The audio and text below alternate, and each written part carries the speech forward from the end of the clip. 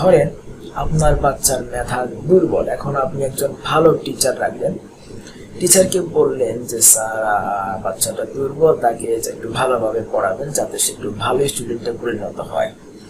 এখন 2-3 মাস পর যদি আপনি আপনার স্যারকে করেন জিজ্ঞাসা যে আপনার বাচ্চার কি দশা, তখন তিনি কি দিবেন উত্তর? তিনি বলবেন যে আপনার বাচ্চা আগে কিছুই পারতো না, এখন একটা লেটার পারে, একটা অ্যাপ্লিকেশন পারে, একটা ভাব সম্প্রসারণ পারে, আর একটা কম্পোজিশন এখন শিখছে।